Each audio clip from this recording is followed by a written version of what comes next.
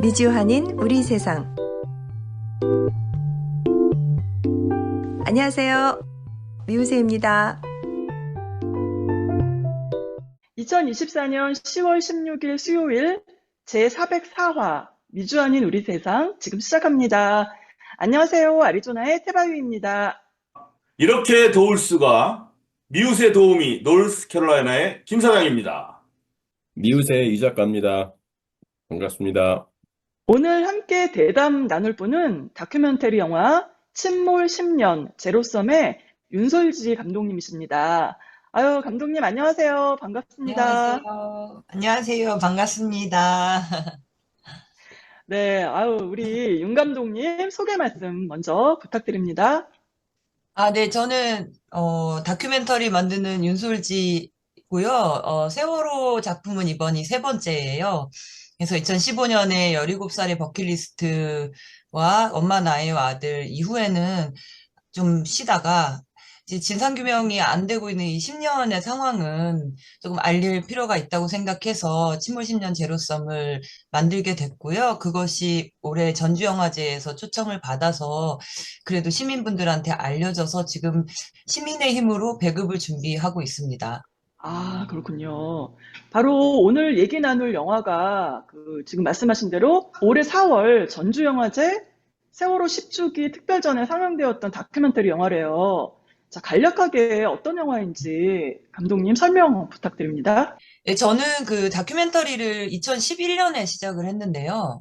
근데 그냥 먹고 살 길이 막막해서 안산의 한 고등학교에서 기간제 교사를 했었어요. 그랬는데 이제 세월호 참사가 일어나고 제가 가르치던 학생의 여동생이 2학년 10반 구보연 학생이에요. 단원고 희생자. 그래서 거기 아, 장례식을 갔다 오면서 그 순간부터 개인적인 뭔가 사치와 허영을 좀 많이 내려놓게 된 것 같아요. 그 장례식장에 어, 그때 한도병원을 갔었는데 장례식장 되게 여러 군데가 있잖아요. 이렇게 관이 네. 여러 개가 있잖아요. 근데 모두가 다 교과서나 교복, 그리고 아이들의 얼굴 너무 어리고 이런 되게 이상한 풍경을 본 거죠. 이런 일은 있을 수 없는 거고, 예, 그걸 목격하고 나서는 이제 세월호를 어찌됐든 왜 구하지 못했는지는 밝혀줘야겠다는 생각을 했고요. 그래서 2014년, 15년 이때만 해도 열심히 추모하고 데모하고 그러면 되는 줄 알았어요. 근데 시간이 지나도 되지가 않았고, 그래서 2015년하고 18년도에 만든 영화는 아이들을 기억하는, 추모하는 그런 이야기인데, 이거 시간이 가다 보니까 점점 진실은 가려지는 것 같고, 그래서 안 되겠다 싶어가지고 만들게 됐고, 그런 10년 동안의 과정에서 이제 제가 찾아뵀던 특조위 위원님이라든지 사참위, 선조위, 그리고 그때 초반부터 우리가 목요 포럼이라는 걸 만들었었는데 그 워크숍을 했었어요. 세월호 진상규명 관련해서. 그래서 그때 모아놨던 자료들, 그 이후로도 습득한 자료들을 다 그냥 한번 혼자 다 봐보자. 안 되겠다. 예, 그래서 보게 됐고, 몇 가지 단서들이 나오는 것 같아요. 그래서 이건 한번 합리적인 시민들께서 보시고 이거 어떻게 판단하시는지 퀘스천 마크를 드리고 싶었어요.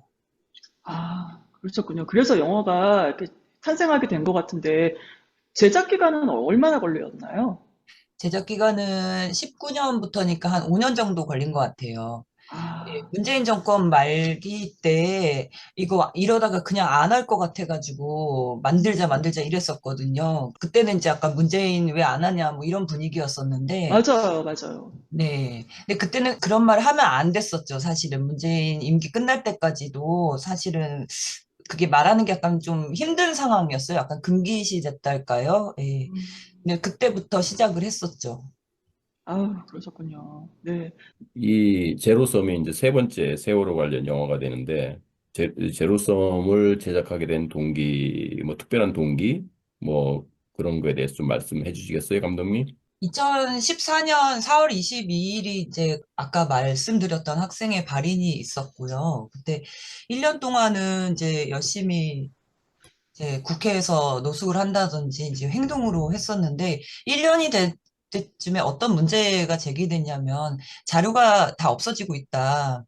예. 그래서 자료를 모으고 이거 침몰 원인을 좀 밝혀보자 이런 시민들의 움직임이 있었어요.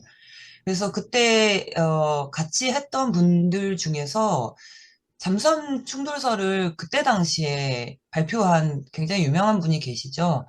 예, 그분도 사실 우리 워크숍의 같은 멤버였었거든요. 근데 그때 저희가 그걸 하지 말자고 했었어요. 이유는 뭐냐면 인양되기 전이고 명확하지 않으면 사람들한테 음모론밖에 되지 않는다. 그래서 하지 말자고 해서 약간 조금 문제가 있었거든요. 근데 이게 막연하게 잠수함이라는 생각은 있었는데 배를 보지도 않았고 명확한 증거도 없고 그런 상황에서 흘러가면서 사람들은 그냥 음모론이 돼버린 거죠. 왜냐하면 국방부에서 처음부터 그게 음모론이라고 바로 말을 해버렸으니까. 예, 그랬는데 시간이 갈수록 단순한 내인설로는 해석이 될 수가 없을 것 같아요.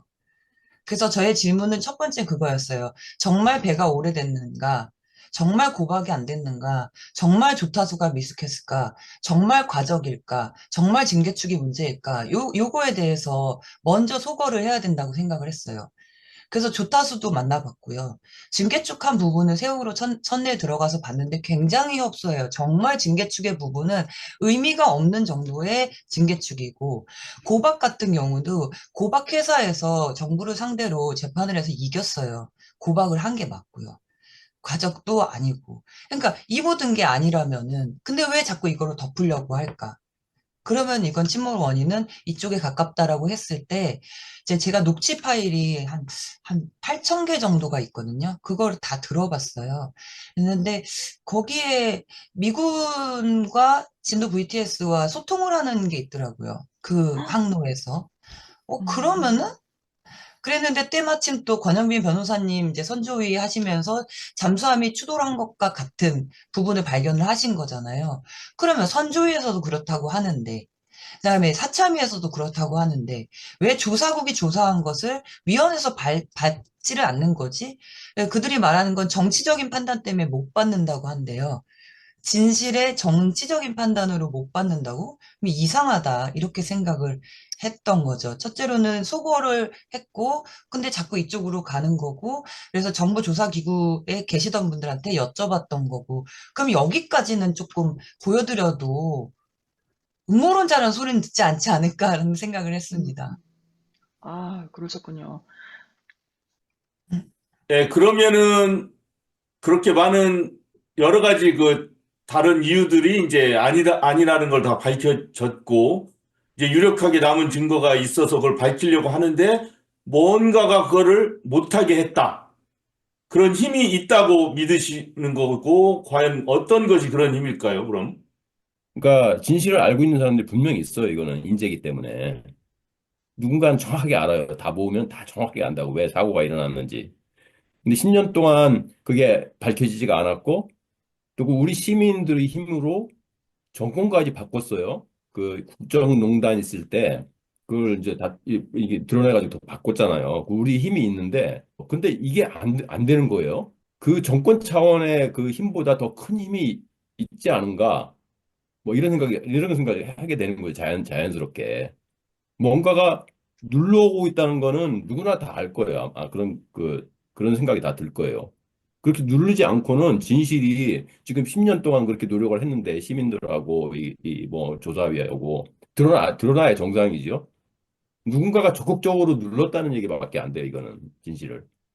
처음에 그 어떤 일이 있었냐면요. 그때 잠수함 그 2016년이었을 거예요. 그쪽으로 다가가고 있을 때 제가 그때 당시 이제 사교육 학원에서 근무를 하고 있었거든요. 근데 제가 정말로 화장실만 갔다 왔어요. 제가 이제 교무실이 혼자 쓰는 교무실이었는데 다 밖에도 다 사람들이 있어요. 근데 정말 화장실 갔다 왔거든요. 화장실을 갔다 왔는데, 저 이렇게 핸드폰에 보시면, 여기 이제 유심히, 그니까, 그거 SD 카드 또 따로 들어가는 거 아세요? 그래서 내부 저장 장치가 또 따로 있거든요. 그러니까 핸드폰 자체에 저장이 있고, 요 안에 또 하나 들어가서 좀 더, 사진 더 많이 넣고 싶을 때, 요만한 거 있잖아요. 예, 근데, SD 카드요. SD 예, 카드. SD 예. 카드요. 예. 예. 갔다 왔는데 정말 5분, 10분 상관이었을 텐데 저는 그 핸드폰 자주 보니까 딱 봤는데 사진이 하나도 없는 거예요. 그래서 뭐지? 하고 보니까 SD 카드가 없어졌어요. 어, SD 카드가 어머나. 없어졌는데, 근데 이거는 근데 명확하게 제가 바로 했던 일이, 거기 있는 사람들한테 다 말했거든요. 이거 누가 가져갔냐고. 없는 것도 다 봤기 때문에 증언해 줄 사람이 많아요. 저 혼자만의 생각이 아니고. 그랬는데, 그때가 여름이었어요. 여름이었는데, 한 2주 지났나? 연락이 왔어요. 전화가 와서. 저 맞냐고, 윤소지 씨 맞냐고. 자기가 주웠대요, 길에서. 어머, 어머. 제가 그때 중계동에 있었는데, 중계동에서 제가 풍납동이란 그 잠실 근처에 있는데 갈 일이 없는데, 풍납동 버스 정류장에 자기 앞에 떨어져 있는 걸 주웠대요. 와. 근데 일단 첫째로는 SD카드를 가지고 저를 어떻게 알 수 있으며, 그죠? 사진이 저장돼 있을 네. 뿐인데 저를 어떻게 알 수 있으며, 그때가 여름이라고 말씀드린 것처럼 장마 바로 후였거든요. 그럼 그 장마 기간에 이게 어떻게 버스 정류장에 떨어져 있으며, 예, 어. 그래서 근데 저는 되게 나이브하게 생각을 해서 정말 감사하다 그랬어요. 근데 보내달라 해서 음. 보내줬어요, 그분이. 그래서 제가 저장도 구세주라고 해놨었거든요. 음. 그래서 케이크도 보내드렸어요. 근데 그분이 마지막에 통화로 그러시더라고요. 왜 어렵게 사냐고. 쉽게 가라고. 그게 무슨 뜻일까요? 어, 그 사람이 뭘 안다고 그런 얘기를 하나요? 그 SD 카드도 또 비나 물에 조금 닿으면은 그 작동 안 해요. 다 망가져요, SD 카드도. 아니, 그죠? 예. 그래서 그 핸드폰이 복구가 됐어요? 사진이랑 뭐 그런 네, 사진 내용들이? 다 멀쩡히 다 있었어요. 예. 근데 이제 사람들이 그거 조심하라고 그 안에 뭔가 있어서 이제 네 거 도청될 수도 있다고 하는데 저 아직도 그거 갖고 있어요. 그 SD 카드를 넣고 있는데 아우. 어차피 도청은 다 되니까 어차피 다 감시할 거기 때문에 뭐, 음. 뭐 상관없을 것 같고 한데 이상하지 않아요? 그쵸? 이런 많이 일이 이상하죠. 예, 정말 이상하네요. 영화에서나 나오는 법한 일인데요. 예, 진실을 눌러온 그 힘에 뭐, 심부름꾼? 이 틀림없겠죠. 예, 그죠? 예. 예. 그거랑 이제 두 번째 말씀드릴 거는 이상한 사람들이 가끔씩 나타나지 않아요? 네. 뭔가 이렇게 좀 어. 가려고 그러면 이상하게 이상한 싸움이 난다든지, 이상하게 사람들이 갈라진다든지, 음, 돌이킬 수 없게 된다든지, 이런 일이 되게 많았어요. 음. 근데 저는 그때 당시에 이게, 세월호에 대한 트라우마 때문에 사람들이 이렇게 이상하게 행동을 할 수도 있겠지라고 생각을 했는데, 10년 동안 그러니까요. 이건 더, 정말 뭔가 있구나. 거기 플러스 문재인 정권에서 하지 못했거나 하지 않았거나, 10년이 된 아. 상황이면, 이거는 상상 이상일 것 같다는 생각이 들어요. 아. 정말 어디에서도 들어보지 못한 정말 이상한 이야기네요, 정말. 이게 현실에 존재한다고 하니까 어, 네, 그렇습니다. 자, 믿기지 않으면서도 믿어지는, 그 이야기가 진실을 억누르는 그 거대한 세력이 있다. 그게 이제 거의 좀 확정적으로 제가 생각이 되는데, 그러면 이 그 억누르려온 세력하고 한국 현대사하고 뭐 어떤 관련이 있을 수도 있다는 생각이 들어가는데, 음. 어떻게 생각하세요? 미국 얘기를 안 할 수가 없겠죠, 아무래도. 그쵸. 네. 예, 예. 어떻게 말씀을 드려야 될까? 근데 솔직히 고백을 하나 하자면 제가 이렇게 인터뷰를 한 번도 안 해봤어요. 제로섬에 관련해서 맞아요, 맞아요. 제가 인터뷰 혹시 하신 영상 있나 다 찾아봐도 없으시더라고요. 그래서 제가 와, 이 감독님은 약간 베일에 가려지셨네. 되게 약간 미스테리하신 분인가? 이랬었어요, 사실은. 네, 저희가 일단 처음 인터뷰 하시나 봐요. 네, 아유, 하여튼 맞아요. 영광입니다. 아닙니다. 미국에서, 정말 화이팅이에요. 멋있으세요. 네. 저희 어머니께서도 87년도에 미국에서 6개월 정도 이제 사시다가 오셨거든요. 그때 당시에. 오, 그래요. 예, 그래서 미주 한인 세상이 어떤지를 알죠. 얘기를 많이 들었죠. 그때 당시부터 아, 민주화 운동 네. 하시는 그 분위기까지 다 얘기를 들었으니까. 그래서 참 멋있다고 가슴 벅차게 좀 기다리고 있었어요. 저 늦잠 자는데 10시, 아이고, 그러셨구나. 8시부터 일어나가지고. 아유, 너무 감사합니다. 아, 정말이요. 예. 예. 그래서, 그리고 이제 또한 마찬가지로 이제 제로섬 같은 경우는 시민분들이 지금 발벗고 나서주시고 아주 특이한 사항은 윤소지가 누군지 아무도 관심이 없으신 것 같아요. 되게 좋은 현상이죠. 그러니까 이걸 누가 만들었지? 막 이런 거가 아니라 이거 알려야지. 막 이게 먼저 우선순위신 거예요. 그리고 본인들 거라고 생각하시는 분들이 꽤 많이 늘었다는 점에서 제가 인터뷰를 하는 게 더 위배되는 것 같더라고요. 그래서 앞으로도 조금 관객과의 대화는 하겠지만 언론 인터뷰는 모르겠어요. 홍보용으로는 할지도 모르겠지만 어쨌든 그러한 저러한 이유로 오늘 이렇게 같이 하게 된 게 정말 의미 있다고 저한테는 말씀드리고 싶었고, 미국 얘기를 안 할 수가 없을 것 같아요. 그러니까 문재인 정권 끝나고 이제 더 탐사라는 곳이 그때 당시는 좀 제일 저기 뭐라 그러죠? 많이 핫하다고 해서 네. 제보를 했었어요. 세월호 방송 좀 해달라고. 그래서 그때 방송을 하면서 이래경 선생님을 만나게 됐는데 선생님께서 그 말씀을 하신 거죠. 그 윤석열 검찰총장 시절에 CIA 국장이 진아 해스펠이 윤석열을 만나고 갔다. 그래서 너 대선에 나가서 성공하게 해줄 테니 이제 꿇어라 뭐 이런 식이었나 봐요. 근데 CIA 오기 한 얼마 전에 FBI에서도 와서 윤석열하고 찍은 사진도 있더라고요. 그렇다면, 예, 그렇다면 이 모든 것이 미국의 소나기에서 우리는 여전히 있구나. 근데 지나 해스페를 만난 게 9월인가 되는데, 2달 후에 윤석열 검찰총장이 세월호 특수단을 발표를 하고 모든 걸 무혐의를 시켜버리거든요. 기억 혹시 나세요? 그때 뭐 백서를 쓰는 심정으로 뭐 하겠다 막 이랬었어요. 그래서 우리는 아니 갑자기 왜 검찰총장이 세월호 특수단을 한다 그러지? 그랬었거든요. 그래서 아까 말씀드렸던 이상한 행동의 사람들과 제가 겪었던 이상한 일들, 그 다음에 약속했으나 하지 않는 정치인들, 약속하지 않고 덮어버린 정치인들, 이런 사람들을 본다면 그보다 더 위에 있는 누군가가 있지 않을까라는 건 거의 확정에 가까운 것 같아요. 맞아요. 또 그때 당시에 그 박근혜 17시간? 그게 지금 어떻게 된 건지 지금 알 수가 없잖아요. 그리고 뭐 30년 후에나 그게 개봉이 된다고 하는데 그걸 도대체 무엇이길래 참 이상하죠? 예, 그 NSC 아시죠? 미국에도 있잖아요. NSC 국가 뭐라 그러죠? 벙커라 그러나요? 거기에서 다 모여 있었는데 9시 19분에 YTN 뉴스를 보고 처음 알았다고 김기춘이 얘기를 했잖아요. 근데 과연 그럴까요? 저는 박근혜 7시간도 그때 당시 일본 니케이 신문 기자랑 얘기를 했었던 그때 상케이 신문 기자가 막 그랬었잖아요. 뭐 정윤회랑 롯데호텔에서 뭐 어쩌고 저쩌고 뭐 이런 얘기 있었잖아요. 그래서 이게 일본의 방법이라 그러더라고요. 황색 저널리즘으로 그냥 완전히 막말로 몰빵을 해서 정신없게 만드는 그런 상황 있잖아요. 그래서 박근혜가 7시간에 무엇을 했는가? 그게 저는 아무것도 뭘 해야 되지? 이랬을 것 같아요, 진짜. 만일에 이 거대한 힘이 있었다면은.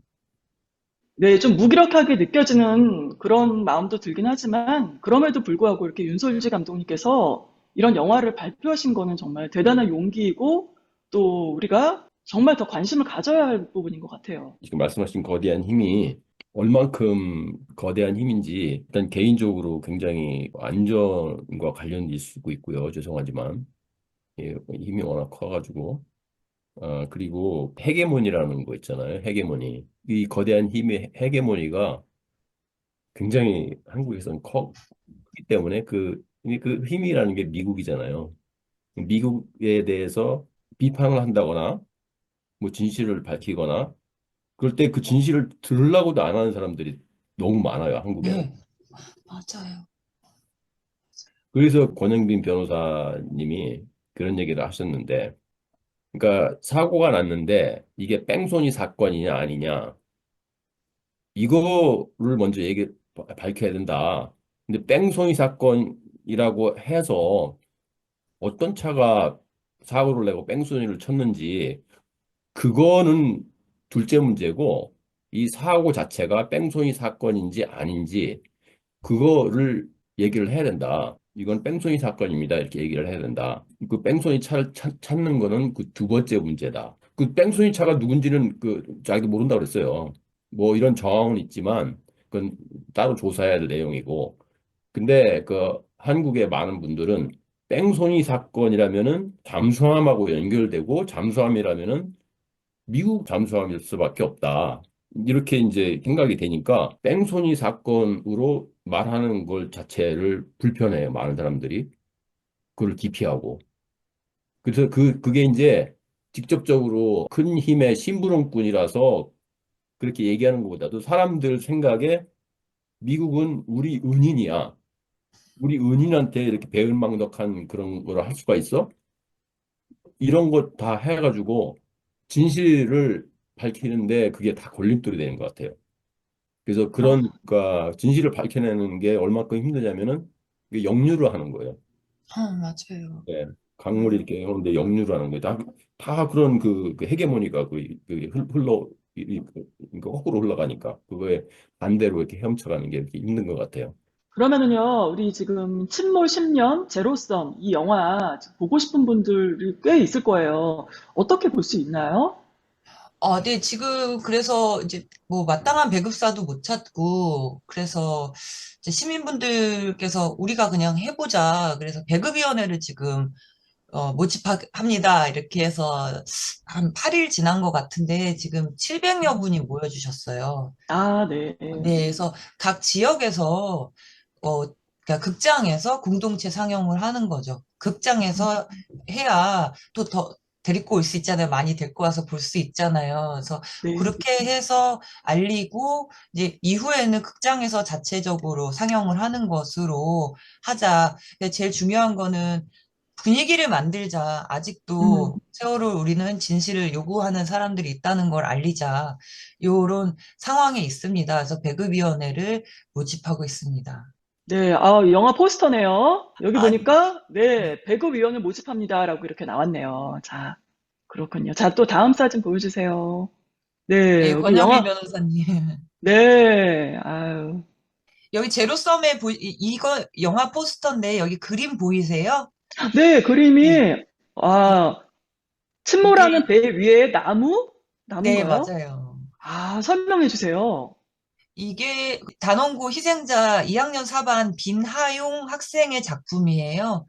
이 친구가 아, 중학교 3학년 때 그렸는데, 예, 학원도 한 번도 안 다녀보고, 그림을 엄청, 예, 그래서 빈하용 전시회를 혹시 검색하시면 참사 초반에 하용이를 기억하시는 분들께서 전시회도 한 적이 있었어요. 그래서 엄청, 아, 그렇군요. 자, 또 예, 다음 사진 보여주세요. 출연하신 분들 소개입니다. 그래서 음, 언론인 손석희 선생 앵커님하고 김세균 교수님, 윤정모 작가님, 이래경 선생님, 이상규 선생님 이렇게 같이 해주셨고요. 네. 왜냐하면 이제 손석희 앵커님 같은 분은 사실 세월호에 굉장히 많은 상징적인 의미가 있으시잖아요. 음, 그래서 이제 더 하려고 노력을 했었고, 인터뷰 응해주셔서 너무 감사했었던 부분도 있었고, 그다음에, 아, 권영빈 여기 밑에 두 번째 보시면은 바로 이제 조사위가 되겠죠. 네, 권영빈 네. 변호사님은 특조위 선조위에 다 계셨고, 음, 시민한 전문위원 선조위에 계셨고, 박병우 국장님은 진상규명국장이시고, 또 마지막에 박재용 집필위원님을 만났는데, 사참위의 종합보고서에서 침몰 원인 부분을 쓰려는 사람이 없었대요. 그래서 맡아 쓰시게 됐다 그러더라고요. 그래서, 아, 예. 그랬고, 이제 아래에는 아시겠지만, 우리, 세월호 엄마 아빠들이에요. 음.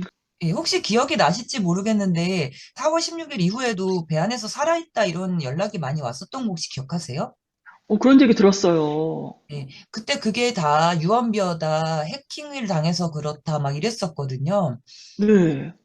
근데 여기 이제 유민 아빠 아래 세영 아빠를 보시면 그 한세영이라는 아이예요. 한세영이 페이스북에 살려달라고 한 게 떴었거든요. 그래서 과연 그게 아, 유언비어였을까 싶어서 근데 세영 아빠도 그때 당시에는 너무 정신 없으니까 유언비어라니까 자기 딸 이야기인데도 그냥 그렇게 믿고 말아버린 거예요. 근데 나중에 아, 증거들을 보면 유언비어가 아니었을 가능성도 있겠다 싶은 부분도 다큐에 담았어요. 아, 그렇군요. 예. 네. 사진 설명해 주세요. 아, 이거 전지영화제에 되게 우울하게 나왔네요. 전지영화제의 관객과의 음, 대화하는 장면입니다. 네, 그렇군요.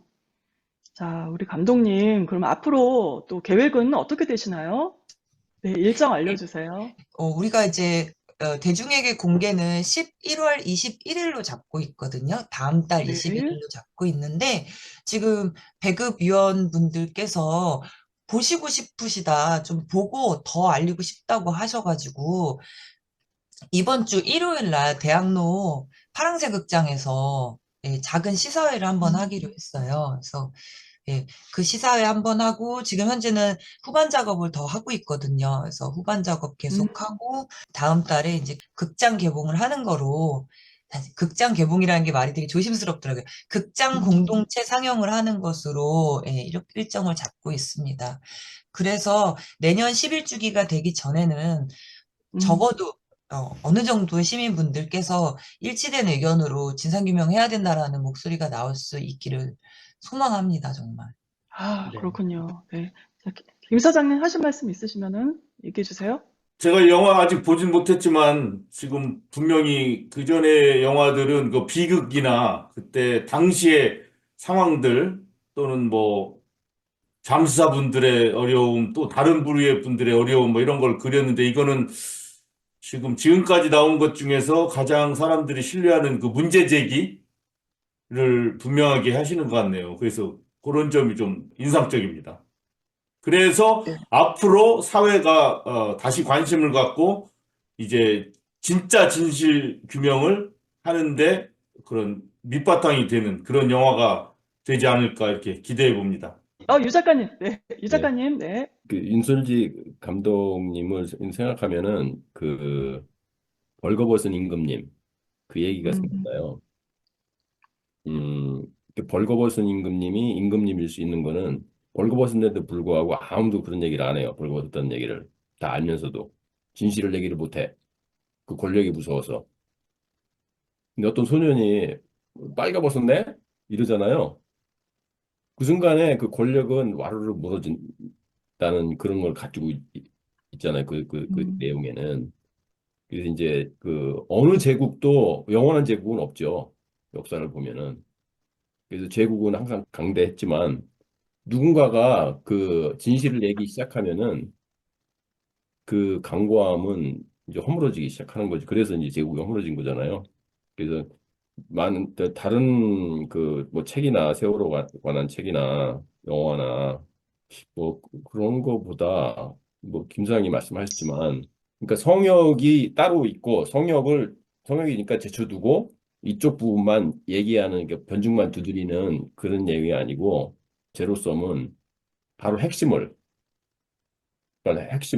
성역 없이 진실을 밝혀내고자 하는 어떤 두드리고 그걸 캐고 있어가지고 정말 반가운 영화고 전폭적으로 지지하고요. 그래서 저도 그 배구위원으로 등록을 했고 또 이제 그 4.16 해외연대 있잖아요. 그 세월호 해외연대 여기서도 등록을 했습니다. 배구위원으로서. 그래서 그 공동체 상영, 그 이제 해외는 온라인 영화가 되겠지만, 온라인 상영이 되겠지만, 고대하고 있습니다. 네, 고맙습니다. 고맙습니다.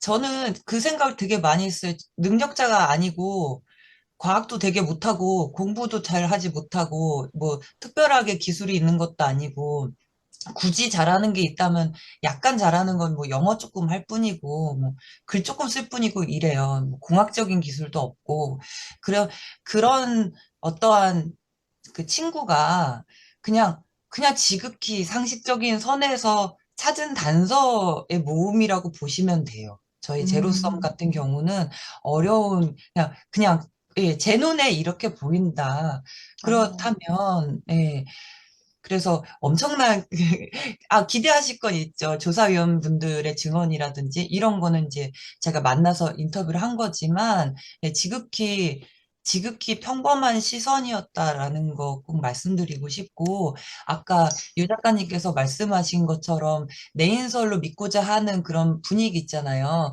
그 분위기가 내부에서가 더 문제거든요. 우리라고 하는 사람들이 그냥 내인설로 해야지 좀 마음이 편한가 봐요. 그냥 이렇게 하는. 그 분위기도 조금 변화될 수 있으면 좋겠다는 생각이 듭니다. 감사합니다. 그렇군요. 우리 윤솔지 감독님 제로섬 영화 많은 분들이 봤으면 좋겠습니다. 자, 권영빈 변호사는 세월호 10주년이나 됐으나 이렇게 10년이 넘도록 진상규명이 안 될 거라는 생각을 못했다. 박근혜 핵심 측근 중 처벌받은 사람은 하나도 없다면서 합헌이었던 법률이 시대가 바뀌면 위헌으로 바뀌듯이 문제의식 있는 분들이 함께 이야기하고 노력하는 게 중요하다고 말합니다. 왜 세월호 침몰에 대한 진상규명이 안 되는 걸까요? 혹시 진상규명을 누군가가 방해하는 건 아닐까요? 여러분의 생각은 어떠십니까? 여기서 윤솔지 감독님과의 대담 마치겠습니다. 고맙습니다. 네, 수고하셨습니다. 감사합니다. 네, 네, 아유. 고맙습니다.